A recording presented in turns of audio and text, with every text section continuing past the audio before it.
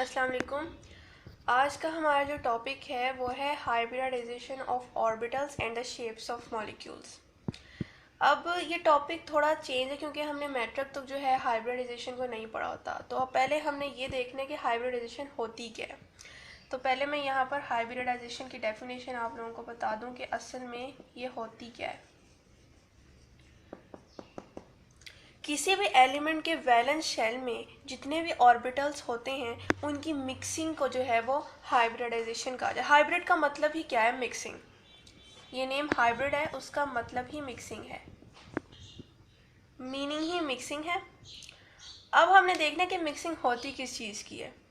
तो इसकी डेफिनेशन ऐसे बनती है कि कोई भी एलिमेंट हो उसके वैलेंस शेल में जो मौजूद ऑर्बिटल्स हैं, अब वो ऑर्बिटल्स एस भी हैं पी भी हैं, तो उनके डिफरेंट इनर्जीज होती हैं। तो उनका आपस में ऐसे मिक्स हो जाना इन डिफरेंट वेज कि वो हाइब्रिडाइज्ड ऑर्बिटल बन जाएं जिनकी एनर्जी भी सेम हो। यहाँ पर डेफिनेशन लिखते हैं कि the mixing of atomic orbitals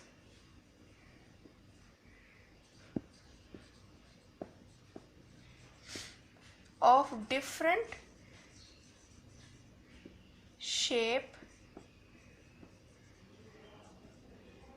and energy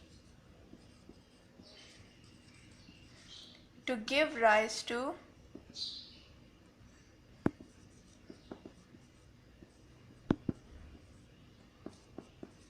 hybridized atomic orbitals of same shape and energy।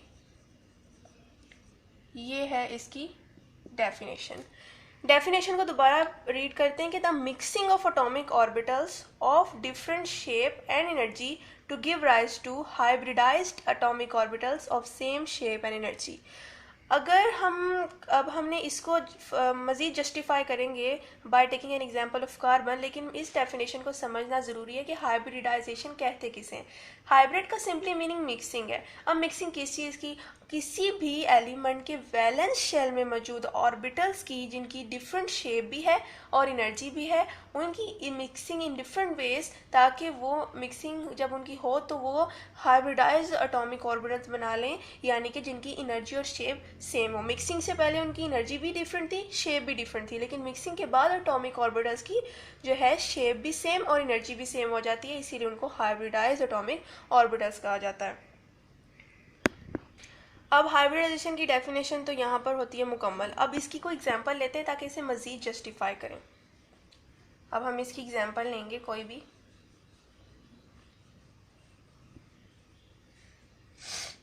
Carbon लेते हैं।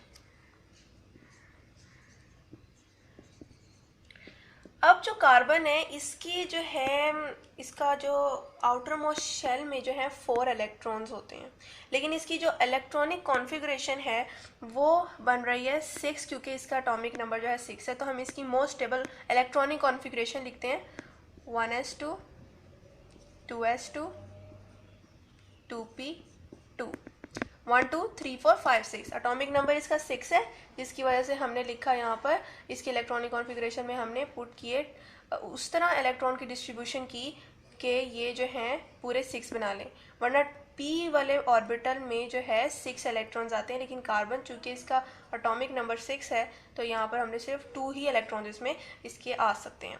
अब हम क्या करेंगे, इसकी ग्राउंड स्टेट बनाते हैं। इसकी ग्राउंड स्टेट कैसे बनेगी वो अब देखते हैं। Ground state of carbon. अब 1s2 2s2 2px1 2py1 2pz0। अब मैंने सिंपली ग्राउंड स्टेट में क्या किया है कि 2p को मज़ीद उसके एक्सिस में जो है डिवाइड कर दिया है। जो s ऑर्बिटल है, जो s सबशेल है, वो स्फेरिकल शेप का होता है, यूं और स्फेरिकल शेप का है।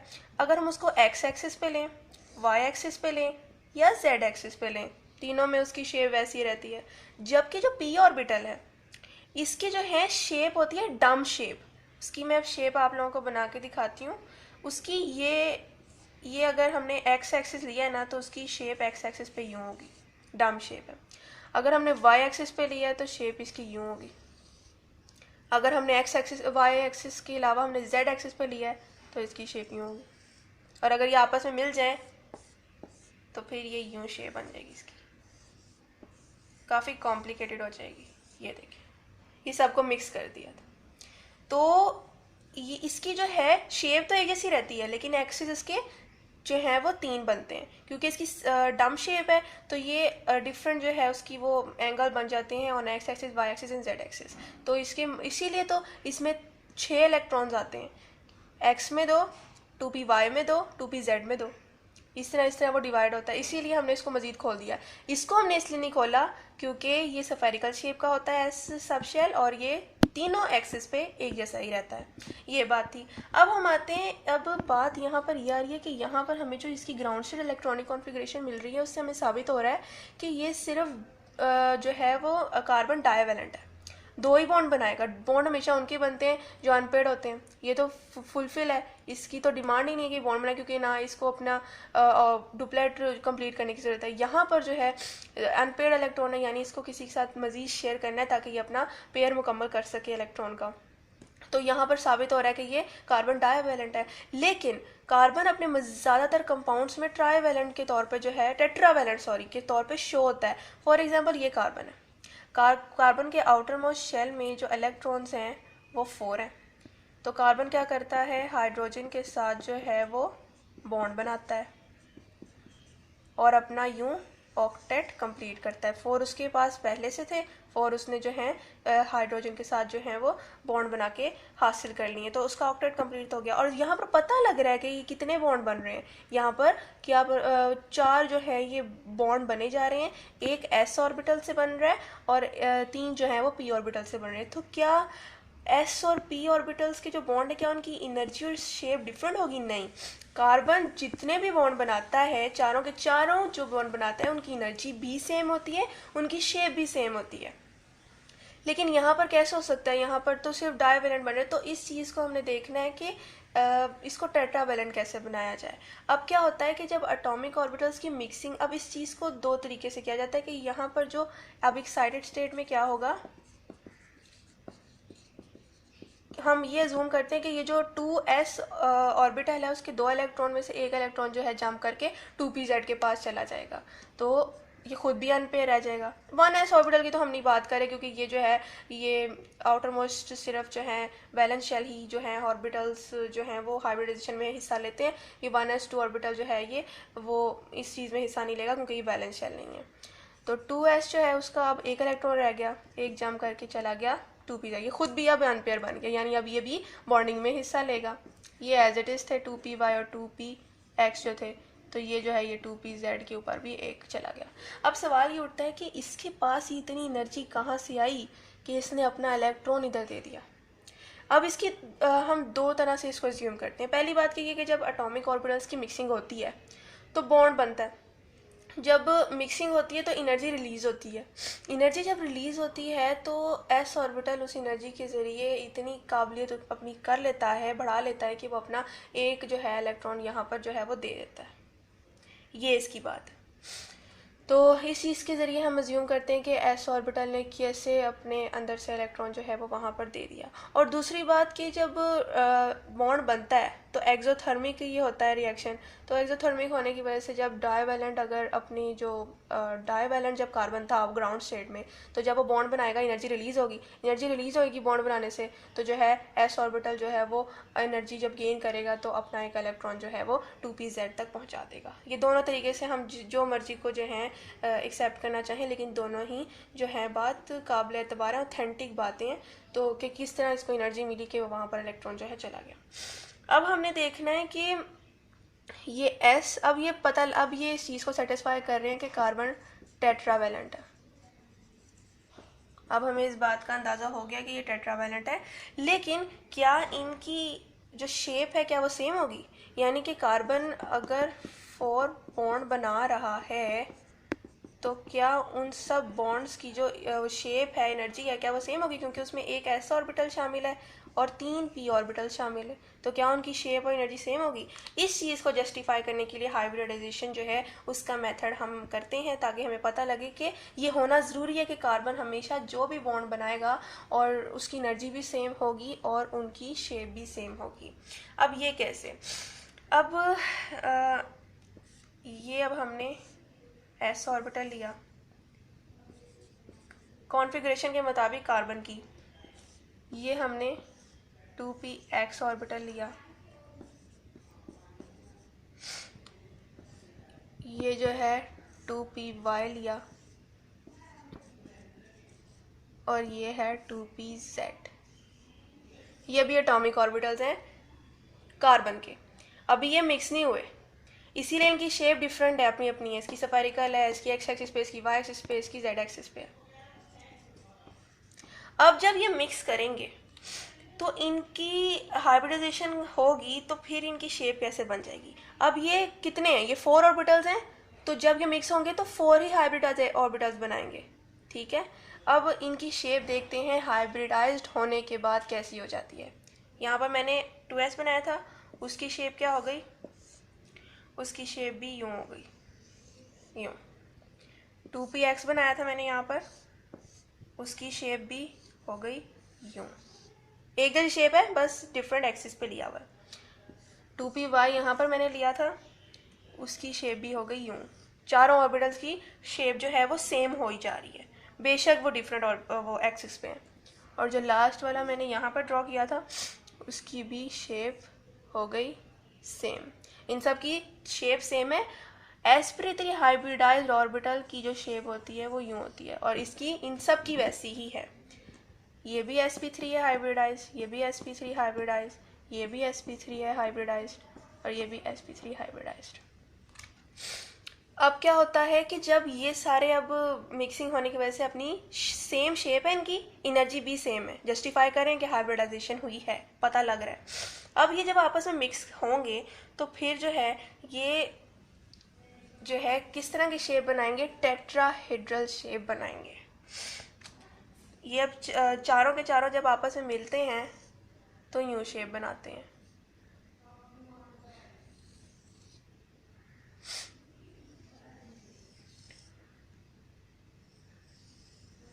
बीच में कार्बन है और उसके इर्द गिर्द ये इसके हाइब्रिडाइज ऑर्बिटल्स हैं।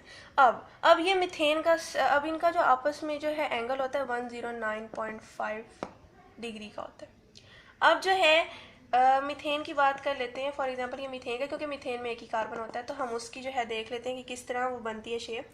ये कार्बन है मीथेन का, ये जो है इसके ऑर्बिटल्स हैं कार्बन के, हाइब्रिडाइज ऑर्बिटल्स हैं। अब इसने जो है CH4 जो है मीथेन का फॉर्मूला होता है, 4 हाइड्रोजन के साथ इसने बॉन्ड बनाना है। कैसे बनाएंगे? आपको पता है कि हाइड्रोजन का जो इलेक्ट्रॉनिक कॉन्फ़िगरेशन होती है एज एटॉमिक नंबर 1 है तो 1s2 ही होती है, तो इसका पहला ही जो है एस सब शेल ही पार्ट लेगा, जो कि स्फेरिकल है। किस में लेगा? वो और ओवरलैपिंग करने में। तो इसके जो 4 हाइब्रिडाइज ऑर्बिटल्स हैं ये ओवरलैप करेंगे with 1s orbital of hydrogen. ये सफ़ेयर क्यों है? क्योंकि सिर्फ इसका पहला ही जो है 1s ऑर्बिटल ही इसका वैलेंस शेल है, और इसके मज़ीद है ही नहीं शेल। सबसे छोटा जो है ये एलिमेंट इसीलिए, तो यहाँ पर ये बन गया सिग्मा बॉन्ड। एक यहाँ पर बन गया वो सिग्मा बॉन्ड हाइड्रोजन का, एक इधर बन गया, एक इधर बन गया।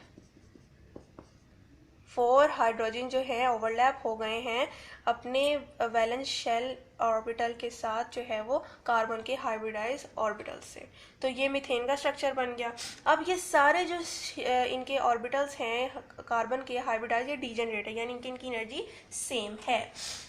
अब हमने देख लिया कि हाइब्रिडाइजेशन को हम ना सिर्फ सैचुरेटेड बल्कि अनसैचुरेटेड कंपाउंड्स में भी देखते हैं कि कार्बन ओवरलैपिंग कैसे करता है। अब हमने मीथेन का देख लिया, अब हम मीथेन का देख लेते हैं। वो भी सैचुरेटेड ही है। सैचुरेटेड और अनसैचुरेटेड में फ़र्क ये होता है कि सैचुरेटेड में ये होता है कि मज़ीद जो है वो एंट्रेंस नहीं हो सकती, कार्बन स्टेबल होता है, और अनसैचुरेटेड में क्या होता है? डबल बॉन्ड और ट्रिपल बॉन्ड की प्रेजेंस होती है, तो उससे हमें पता लगता है कि अनसैचुरेटेड है।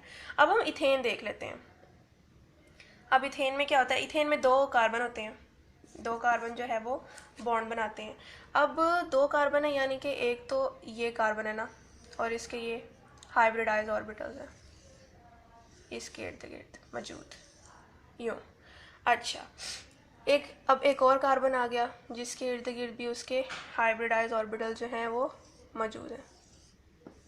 अब क्या होगा कि अब इन दोनों में आपस में बॉन्ड कैसे बनेगा, कैसे ये आपस में ओवरलैप करेंगे इनके ऑर्बिटल्स। इनको थोड़ी अपनी शेप को थोड़ा चेंज करना पड़ेगा, यानी ये वाला जो ऑर्बिटल्स हैं, ये इसके जो है वो ऑर्बिटल्स ये आपस में ओवरलैप करने के लिए एक दूसरे के आमने सामने आएंगे। तो फिर हम इसको कैसा बनाएंगे, हम इसको इस एंगल में बनाएंगे, ये यूँ, यानी कि ये कार्बन और उसके ये 4 जो हैं वो हाइब्रिडाइज ऑर्बिटल्स हैं, और ये कार्बन जिसके ये 4 हाइब्रिडाइज ऑर्बिटल्स हैं। ये दोनों जो हैं आपस में मिक्सिंग कर लेंगे, इधर सिग्मा बॉन्ड बनेगा। इनकी मैं मिक्सिंग इधर ही करा देती हूँ, ये मिक्सिंग हो गई, सिग्मा बॉन्ड बन गया। अब इथेन का स्ट्रक्चर जो है वो ये होता है, सबको पता है, दो कार्बन अटैच हो गए। अब जो है 3 हाइड्रोजन लगने हैं, एक इधर हाइड्रोजन सिग्मा बॉन्ड, एक इधर हाइड्रोजन सिग्मा बॉन्ड, एक इधर हाइड्रोजन सिग्मा बॉन्ड, उधर भी एक हाइड्रोजन सिग्मा, यहाँ पर भी और यहाँ पर भी। देखिए सिग्मा बॉन्ड बन रहे हैं। सिग्मा बॉन्ड बनने की वजह से सिग्मा बॉन्ड एक स्टेबल बॉन्ड होता है जिसको तोड़ना बहुत मुश्किल होता है, इसीलिए तो ये सैचुरेटेड हाइड्रोकार्बन्स हैं जिनकी मैं बात कर रही हूँ। अब हमने देख लिया कि सैचुरेटेड हाइड्रोकार्बन्स में किस तरह जो है ओवरलैपिंग, जब कार्बन किसी दूसरे कार्बन के साथ बॉन्ड बनाता है तो क्या होता है कि उसके जो ऑर्बिटल्स होते हैं वो ओवरलैप करते हैं 4 सिग्मा बॉन्ड्स देने के लिए। यानी कि यहाँ पर मैंने जो कार्बन बनाए थे वो जो उनके एटॉमिक ऑर्बिटल्स थे वो क्या कर रहे थे कि हाइब्रिडाइज ऑर्बिटल्स, वो एक हाइड्रोजन इधर था, एक इधर था, एक इधर था, और इसका भी एक हाइड्रोजन इधर था, इधर था, इधर था। ये इनके साथ सिग्मा बॉन्ड बना रहे थे और एक आपस में बना रहे हैं, ये भी एक तीनों के साथ बना रहा है और यहाँ पर भी एक बना रहा है, यानी कि each carbon making 4 sigma bonds. तो हमेशा ऐसा ही होता है, हमने एक कार्बन को लेके चलना है और जो कार्बन एक जो है वो बॉन्ड बनाएगा वो दूसरे भी उसी तरह बनाएंगे। ये हो गई, हमने sp3 हाइब्रिडाइजेशन देख ली। sp3 हाइब्रिडाइजेशन हमने देखी है जिसमें क्या होता है कि एक s और 3 p ऑर्बिटल जो हैं वो मिक्सिंग करते हैं देने के लिए जो है 4 sp3 हाइब्रिडाइज ऑर्बिटल्स। तो ये था आज हमारे का टॉपिक जिसमें मैंने बताया कि किस तरह हाइब्रिडाइजेशन होती है ऑर्बिटल्स की, और उनकी शेप भी बताई कि किस तरह हो जाती है। अभी जो हमने जिक्र किया वो सिर्फ sp3 हाइब्रिडाइजेशन का जिक्र किया, जिसमें मैंने बताया आपको कि एक स्फेरिकल s ऑर्बिटल था और 3 डिफरेंट एक्सिस पे डिवाइड हुए p ऑर्बिटल्स थे। तो उनकी आपस में मिक्सिंग हुई, पहले वो इस शेप के थे और जब वो मिक्स हुए तो वो फिर एक जैसी शेप बन गई, जो ये थी, सबकी एक जैसी शेप बन गई, यूँ ये शेप बन गई, जिसकी वजह से जो है जब इन्होंने ओवरलैपिंग की तो वो जो है वो स्टेबल हुई और हमें टेट्रावैलेंसी भी सेटिस्फाई होती नज़र आई कार्बन की, कि कार्बन जो भी अपनी जो है वो बनाता है अपनी ऑक्टेट को कंप्लीट करने के लिए हाइड्रोजन के साथ बॉन्ड, वो टेट्रावैलेंट होते हैं और उनकी एनर्जी भी सेम होती है, प्लस उनके बॉन्ड की शेप भी सेम होती है। कैसे होती है? क्योंकि जो उसके एटॉमिक ऑर्बिटल्स ओवरलैप करेंगे तो अगर उनकी शेप भी सेम होगी तभी एनर्जी सेम होगी ना। तो इस चीज़ से हमें ये पता लगता है कि कार्बन जो भी अपने बॉन्ड बनाता है, जितने भी बॉन्ड टेट्रावैलेंट है 4 बॉन्ड बनाएगा, वो सेम शेप के होते हैं, उनकी जो ऑर्बिटल्स होते हैं उनकी शेप सेम होती है और ज़ाहिरी बात है फिर एनर्जी भी सेम होगी। और इसी चीज़ से जो है हमें हाइब्रिडाइजेशन जो है ये बहुत एक ऐसा प्रोसेस है जो हमें बड़ी मदद करता है कि हम इस चीज़ को जस्टिफाई करें, क्योंकि इसके बगैर जो है, क्योंकि ऐसा हो ही नहीं सकता कि कोई एक एलिमेंट जो है वो बॉन्ड बनाए और उसकी जो है एनर्जी भी डिफरेंट हो, शेप भी डिफरेंट हो। यहाँ पर स्फेरिकल शेप का वो बॉन्ड बना रहा है, यहाँ पर वो p shape x axis y axis का बना रहा है, तो ये इम्पॉसिबल होता है। तो ये था आज का हमारा टॉपिक। मुझे उम्मीद है आप लोगों को समझ लगी होगी। हाइब्रिडाइजेशन की एक नया प्रोसेस है, ज़ाहिर सी बात है हमने मैट्रिक में इसको नहीं पढ़ा होता तो थोड़ी सी मुश्किल होती है। अभी मज़ीद इसकी sp2 और sp हाइब्रिडाइजेशन मज़ीद है, वो मैं आपको नेक्स्ट लेक्चर में बताऊँगी। अभी फ़िलहाल के लिए sp3 हाइब्रिडाइजेशन किया, और ये सिर्फ और सिर्फ सैचुरेटेड कंपाउंड्स के लिए होती है, सैचुरेटेड कंपाउंड्स में जिसमें सिग्मा बॉन्ड बनता है। यहाँ पे मैंने अब कोई पाई बॉन्ड का जिक्र नहीं किया। पाई बॉन्ड का जिक्र हम तब करेंगे जब अनसैचुरेटेड हाइड्रोकार्बन की बात आएगी। उसमें सिर्फ फ़र्क ये होगा कि सिग्मा बॉन्ड की जगह जो है वहाँ पर पाई बॉन्ड बी बनेगा सिग्मा के साथ साथ, और पाई बॉन्ड जो है वो ज़रा स्टेबल नहीं होता, उसको तोड़ना आसान हो जाता है, जिसकी वजह से उनको अनसैचुरेटेड कहा जाता है। और ये जो चूँकि सिर्फ सिग्मा बनाते हैं, स्ट्रांग होते हैं, तो इनको सैचुरेटेड कहा जाता है। तो आप मेरे चैनल को शेयर करें, सब्सक्राइब करें, लाइक करें, और मैं आपको इस तरह की यूज़फुल वीडियोस मज़ीद डिफरेंट सब्जेक्ट्स पे बनाकर देती रहूँगी। शुक्रिया, अल्लाह हाफ़िज़।